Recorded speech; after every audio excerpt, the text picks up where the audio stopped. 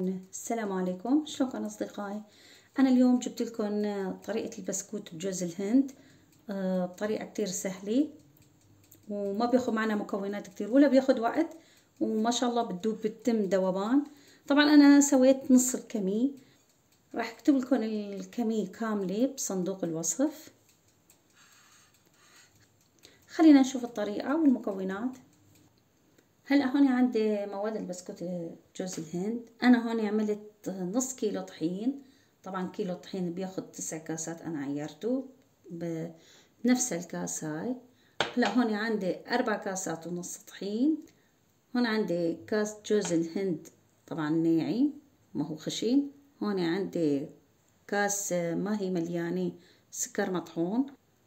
هون عندي زيت مازولا تقريبا نص كاسة شاي، وبحتاج تقريبا 225 زبدة. وهون عندي رشة ليمون، برش ليمون، بيضة، وظرف فانيليا وظرف بيكنج بودر. طبعا الكيلو الطحين بياخد 450 غرام زبدة. هو طبعا حسب انا اخدت نص الكمية. هلا اول شغلة راح اضيف الزبدة. طبعا الزبدة بحرارة المطبخ. هلا راح اضيف الطحين، راح اضيف السكر. هون ضفت السكر. هلا نبلش نمزجهم مع بعضهم.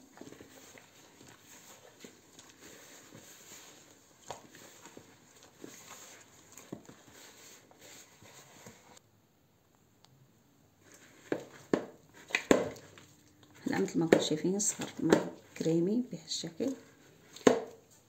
هلا راح اضيف البيضة،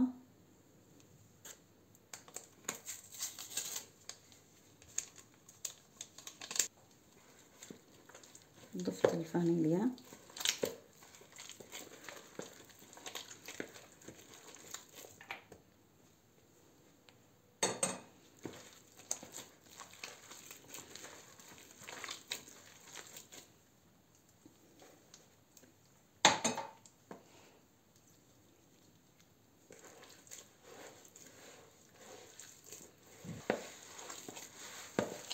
هلا راح اخلطهم كتير كويس مع بعضهم.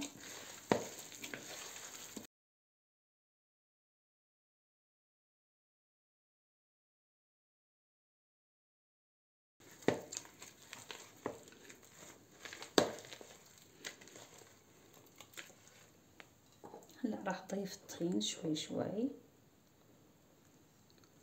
طبعا الطحين له عدة استخدامات، يعني مو طحين معين.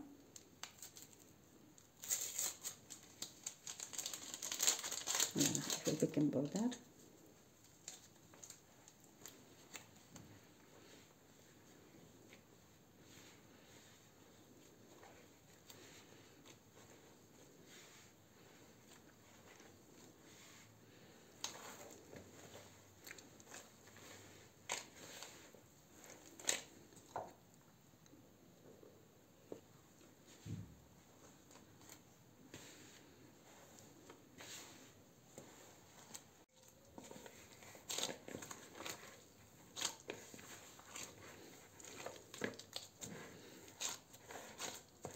هلا عجينتي جهزت بعد ما عجنتها بهالشكل. هلا راح اغطيها وعيفها بالبراد مثل ما انتم شايفين. طبعا هلا ما راح تتشكل معي، راح احطها بالبراد تقريبا ساعة. هلا بعد مرور الساعة بالبراد هلا راح مثل ما انتم شايفين شلون. هلا انا راح اخذ قطعة صغيرة، راح رجعها على البراد. بس بينما انا عندي الجو بارد، يعني ما راح رجعها على البراد، بدي اخليها. جو البيت عنا كتير بارد.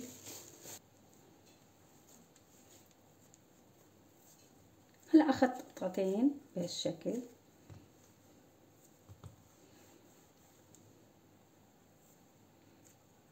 راح اقطعها كلها نفس القطعة.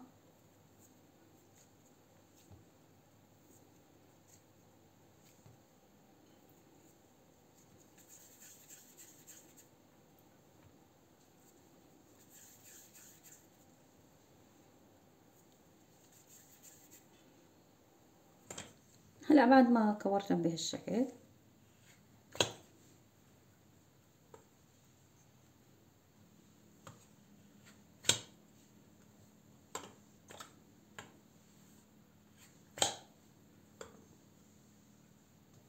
هلا بعد ما شكلتها بهالشكل هلا راح احطها بالفرن على درجة حرارة 150. طبعا شغلت بس السقف التحتاني، بس شفتها شوي شقرت من تحت اخذت لون معي.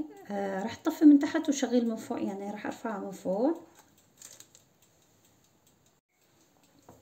هلا هاي النتيجة انتهينا منها. مثل ما كنتم شايفين انا هون عندي رسمتين يعني تقريبا بيشبهوا بعضهم ما شاء الله. انا ما راح اقولكم على ريحته، وطبعا انتم القالب اللي بتفضلوه. شوفوا لي ما شاء الله شلون طلعت معي، شوفي شلون عم تهر دوب ذوبان. وكل عام وانتم بخير، وانتظرونا في فيديوهات قادمة ان شاء الله.